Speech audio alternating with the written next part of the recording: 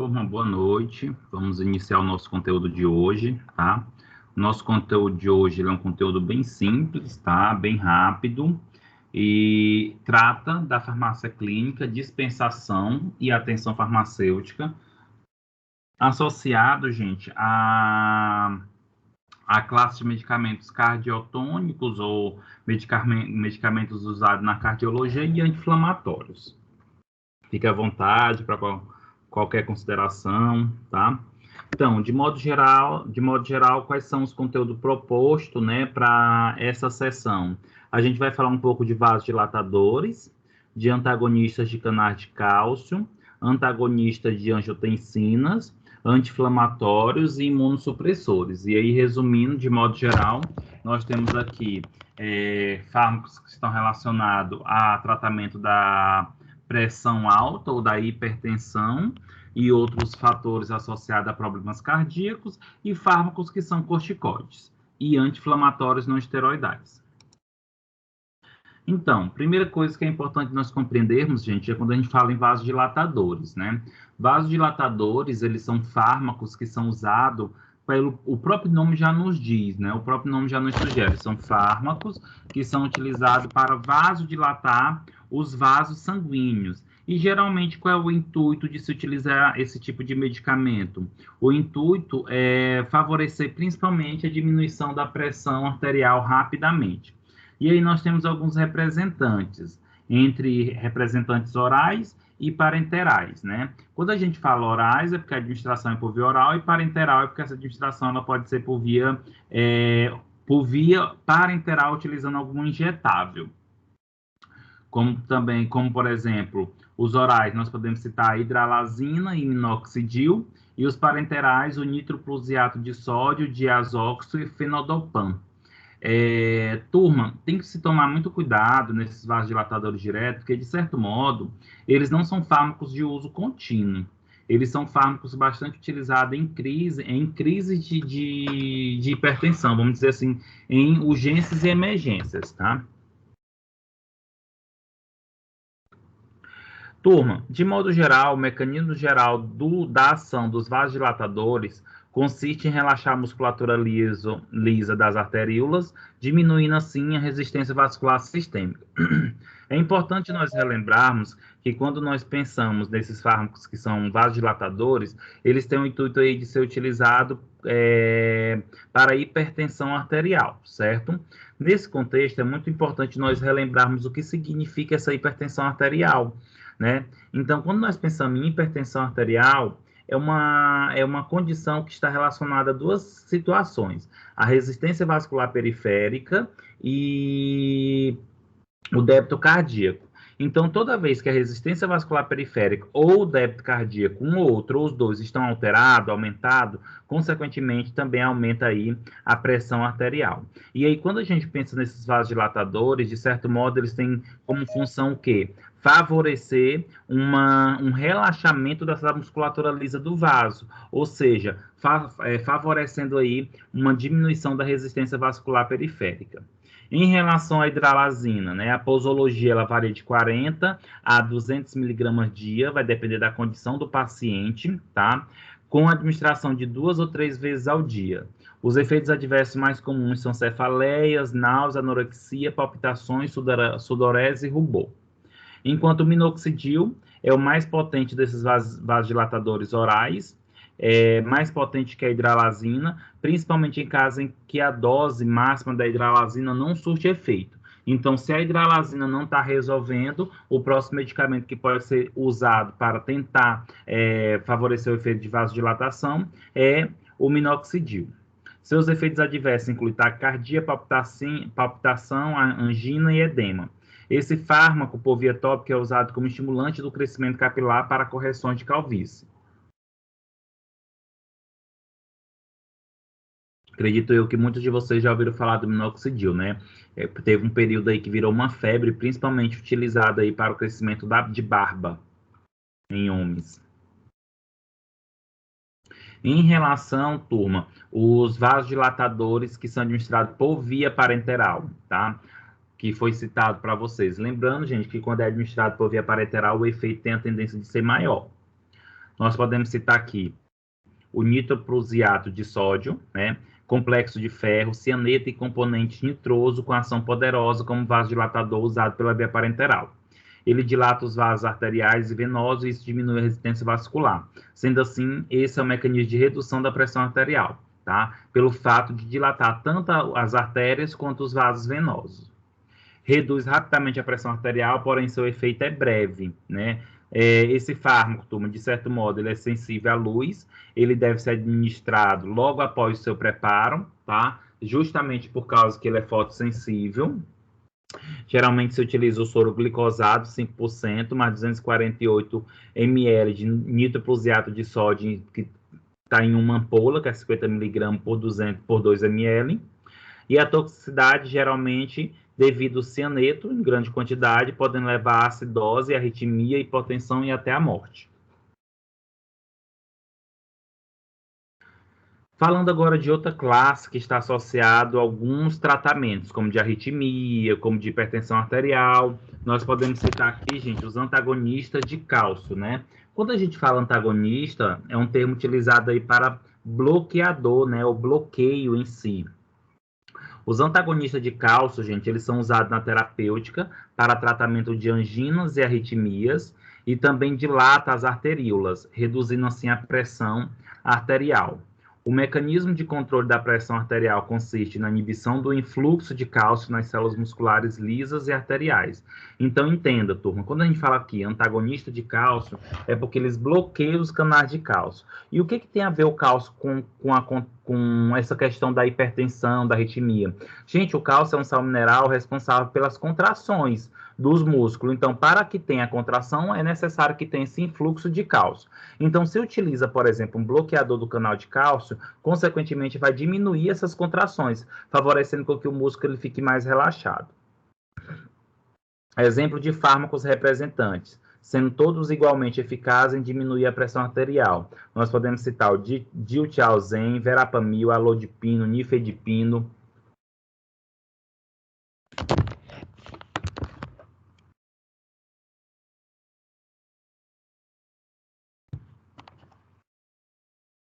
Outra classe, turma, de fármacos que são utilizados aí para o tratamento da hipertensão arterial, principalmente, nós podemos citar aqui os antagonistas de angiotensina 2. Quando a gente fala antagonista de angiotensina 2, é uma classe que também pode ser chamado, turma, de... também pode ser chamado de BRAS, bloqueadores dos receptores de angiotensina 2, tá? Certo, então nesse contexto, turma, nós podemos citar aqui que os antagonistas de angiotensina 2, eles reduzem a pressão arterial, leva à redução da pressão arterial, que estimula a liberação de renina pelo córtex renal. A renina atua sobre o angiotensinogênio, transformando aí em angiotensina 1. Em seguida, a angiotensina conversora da ECA converte a angiotensina 1 em angiotensina 2. A angiotensina 2 tem uma potente atividade vasoconstritora e retenção de sódio, que é capaz de elevar a pressão arterial e estimular a liberação de aldosterona. Isso que eu comentei aqui nos slides, gente, é um mecanismo fisiológico que acontece aí no sistema renal. Então, toda vez, por algum motivo, quando a pressão arterial, quando chega menos fluxo de sangue nos rins, ocorre aí um estímulo para a produção de uma substância chamada renina. Essa renina, por si só, ela tem a capacidade de transformar o angiotensinogênio em angiotensina 1. E a angiotensina 1 ela é convertida em angiotensina 2 pela enzima conversora de angiotensina 1, que é chamada de ECA. Consequentemente, a produção de angiotensina 2 vai elevar a pressão arterial. Por quê? Porque a angiotensina 2 ela é uma potente vasoconstritora e, consequentemente, retém sódio, o que eleva o volume de água no vaso sanguíneo, levando também aí o aumento da pressão arterial. Lembra que quando a gente pensa no indivíduo que é hipertenso, esse processo não deve acontecer, ou se acontecer deve ser mínimo. Por quê? Porque quando acontece esse processo, consequentemente, eleva a pressão arterial de um indivíduo que já tem a pressão alta. Nesse sentido, se utiliza o medicamento, um BRAS, né, para bloquear os receptores de angiotensina 2, a T1 e a T2. Esses receptores bloqueados, consequentemente, não vai favorecer, uma vez que esses receptores estão bloqueados, não vai ter aí a contração Desculpa, não vai ter a ação da angiotensina 2 nos receptores, logo não vai ser vasoconstritor e nem retenção de sódio. Turma, esse esquema aqui foi o que eu comentei para vocês, né? Que é o que nós chamamos de sistema renina-angiotensina-aldosterona, né? Então, só para vocês terem ideia, consequentemente, a enzima chamada renina, que ela é produzida aqui no córtex da suprarrenal, ela tem a capacidade de transformar o angiotensinogênio em angiotensina 1. A angiotensina 1, uma vez, é convertida em angiotensina 2 pela enzima conversora de angiotensina, que é a ECA. Uma vez que tem angiotensina 2, ela desencadeia várias funções, como, por exemplo, aumento da atividade simpática, que leva à liberação de adrenalina e, consequentemente, aumento da pressão arterial, reabsorve alguns íons e sódio, que aumenta a pressão arterial, tá?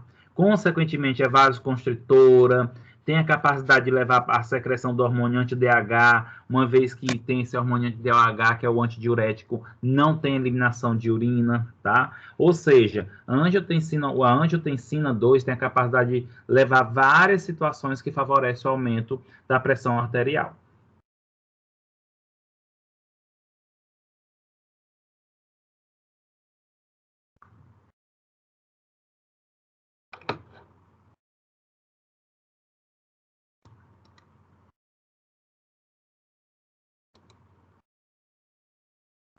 Turma, aqui nos slides tem essa classe aqui, mas na verdade não é esses fármacos, tá? Os antagonistas de angiotensina 2, eles são os BRAs, que são o losartana, valsartana. O que vocês estão vendo aqui, captopril, enalapril, lisinopril, benzanepril e ramipril, são fármacos inibidores da enzima conversora de angiotensina, tá? Os antagonistas de angiotensina 2 são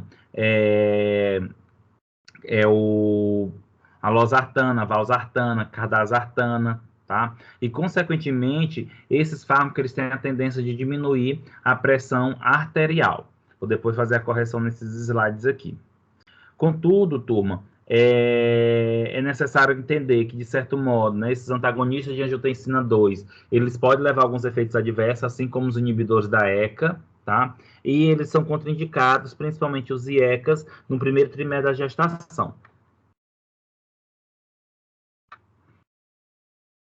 Turma, ok? Alguma pergunta?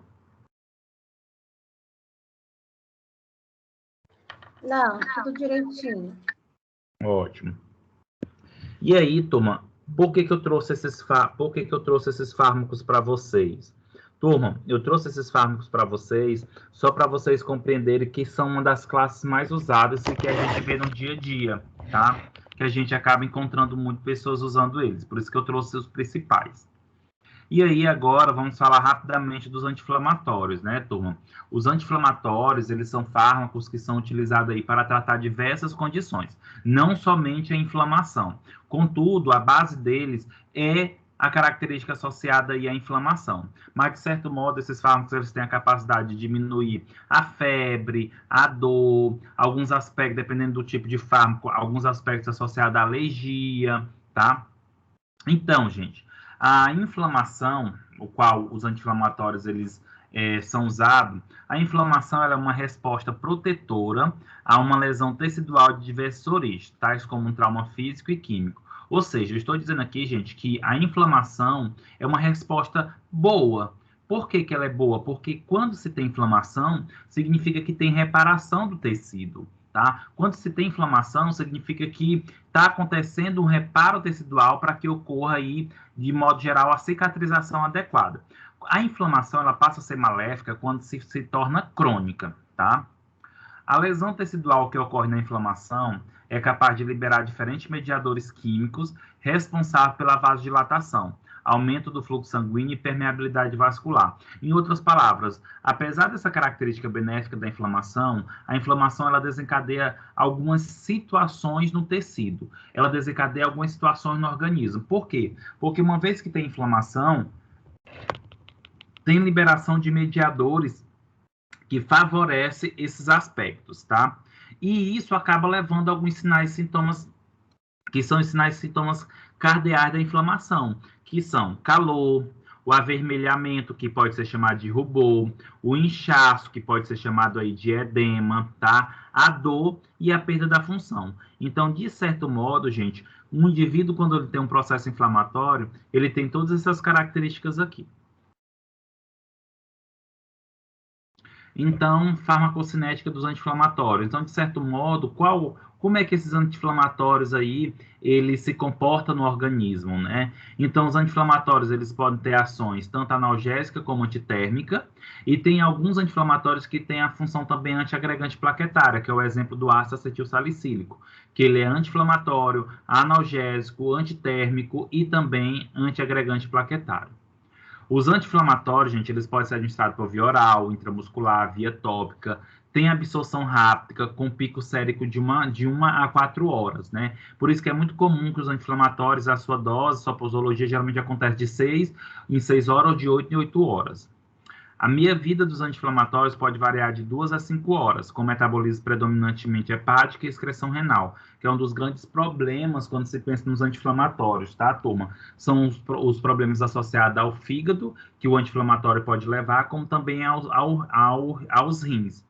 É muito comum encontrar pessoas que têm problemas renais pelo uso crônico ou uso demais de anti-inflamatórios, como também problemas hepáticos.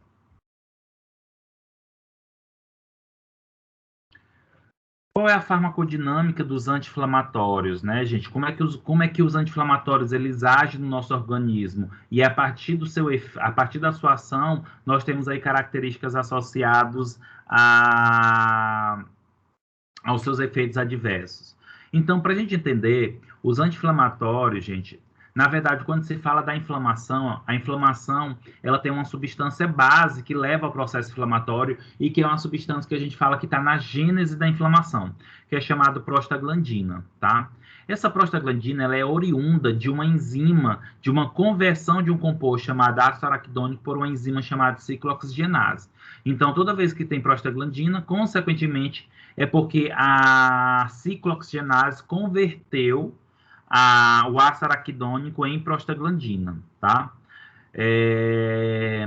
Turma, de certo modo, existe duas ciclooxigenases, duas COX, a COX-1 e a COX-2. Sendo que a COX-1 ela é considerada benéfica, a COX-2 ela é considerada maléfica, tá? Em relação à COX-1, toda vez que ela é ativada, ela produz prostaglandinas benéficas. E a COX-2, toda vez que ela é ativada, ela produz prostaglandina maléfica, que mantém um processo inflamatório, tá? E que está geralmente associado aí a dor, febre e inflamação. Quais são os principais efeitos colaterais envolvidos no uso dos anti-inflamatórios? Náuseas, vômitos, erupção cutânea, urticária e dor gástrica. Gente, essa dor gástrica está muito associada à gastrite úlcera ocasionada por anti-inflamatórios. Gente, paciente que já tem gastrite, refluxo gastroesofágico, tende a ter uma exacerbação dos sintomas devido à maior secreção do ácido clorídrico do estômago. Aquilo que eu comentei agora. O anti-inflamatório já tem uma tendência de levar a gastrite úlcera. E uma pessoa que já tem isso, ou já teve, ou tem predisposição, deve tentar fazer o mínimo de possível para fazer uso dos anti-inflamatórios, para não ter consequências associadas.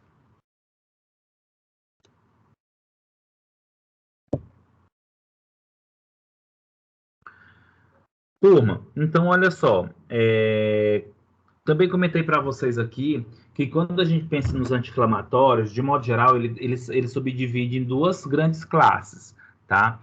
Os anti-inflamatórios não esteroidais e os anti-inflamatórios esteroidais. Os anti-inflamatórios esteroidais é o que é mais conhecido pela gente como corticoide. E os anti-inflamatórios não esteroidais são aqueles que, de certo modo, eles vão agir na COX, seja um ou seja dois. E existem dois subgrupos dentro desses anti-inflamatórios não esteroidais. Os que são seletivos, os que não são seletivos da COX, ou seja, agem tanto na COX-1 quanto na COX-2, e aqueles que são seletivos da COX-2, que só agem na COX-2, que de certo modo é a enzima que é produtora aí da prostaglandina maléfica.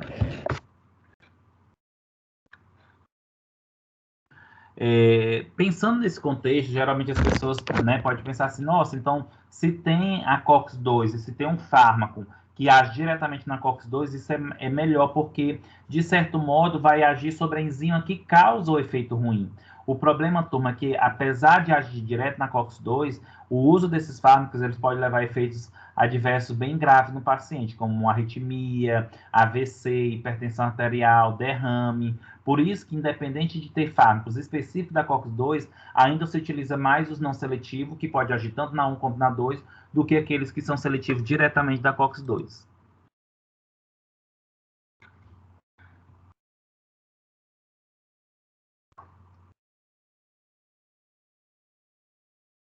E por último, turma, eu trago para vocês aqui os corticoides e imunossupressores. De modo geral, gente, quando a gente fala em corticoides, que é o nome mais conhecido, né? Eles também podem ser chamados de glicocorticoides, glicocorticosteroides, anti-inflamatórios esteroidais, né? E eles têm, por fim, uma característica de ser imunossupressores. Então, quem utiliza demais corticoide tem a tendência da imunidade ficar baixa, tá? Então, gente, os glicocorticoides são drogas amplamente usadas na terapêutica em função de seus efeitos imunossupressores anti-inflamatórios no tratamento de diversas doenças, como o reumatismo. Eles são liberados pelas glândulas adrenais, especificamente na região do córtex, e se originam do colesterol. Então, só para vocês terem ideia, que apesar de nós fazermos uso do corticoides, o nosso corpo ele produz esse corticoide endogenicamente, tá? Que é chamado de cortisol. Este hormônio tem um ritmo circadiano de secreção. Seu pico de liberação é maior no período da manhã, sendo que sua biotransformação hepática e sua excreção é pela urina. Quais são os efeitos dos corticoides e dos imunossupressores, turma? Promove aumento de receptores beta-adrenérgico. 2, o que acarreta em aumento da pressão arterial, na diminuição da captação e utilização de glicose pelas células, o que pode levar aí uma resistência à insulina, pode levar a aumento de peso, tá? Pode levar a diabetes. Na ação lipolítica em tecido, como perna, funções lipogênicas em regiões do abdômen, osteoporose e osteopenia, inchaço, edema em membros inferiores, osteoporose, osteopenia, euforia, insônia, ansiedade, psicose, depressão. Pode haver ainda apoptose de célula sanguínea, diminuindo a imunidade do paciente. Então, foi o que eu falei para vocês. Gente, corticóide é uma classe de fármacos que não se brinca, tá? Corticóide é uma classe de fármacos que se deve utilizar somente quando é pertinente e necessário. Corticóide leva a muitos efeitos, principalmente se o uso dele for prolongado.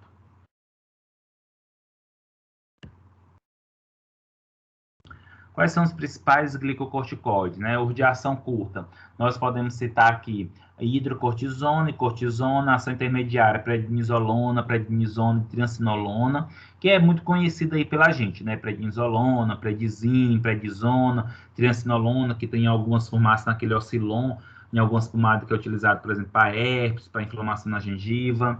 No de ação prolongada, nós temos betametasona, dexametasona, fluocortisona, que tem encontrado aí, por exemplo, em bombinha, dexametasona pomada e betametasona também. As vias de administração. Os corticoides, gente, eles são amplamente utilizados pelas diversas vias. Pode ser auricular, ocular, tópico, oral, inalatório e injetável. O uso terapêutico pode ser utilizado na doença de Addison, tá? Que é quando se tem uma produção enorme aí de cortisol. Asma, doenças autoimunes como lúpus, reações alérgicas graves como no pós-transplante de órgãos, e topicamente em processo anti-inflamatório, doenças neoplásicas. O grande lance também dos corticoides é porque eles podem ser utilizados em diversas condições. E aí eu trago uma imagem para vocês aqui, turma, que o principal efeito colateral dos corticoides, principalmente quem utiliza por mais de 6 meses, é o desenvolvimento do que nós chamamos de síndrome de Cushing, tá? Essa síndrome de Cushing ela é caracterizada por vários aspectos no indivíduo, né? O indivíduo ele fica com a bochecha avermelhada, a face em forma de lua cheia, né, mais arredondada, pode aparecer facilidade de contusões, equimose, né, ficar mais cheio de hematomas, estrias vermelhas na região abdominal, pele mais finas, coxinha de gordura em algumas regiões, antebraços e pernas mais finos, porque tem uma má redistribuição de gordura e essa gordura se concentra mais na região abdominal, tá? O abdômen em pêndulo, tá? Ou seja, mais caído, e pode desenvolver osteoporose.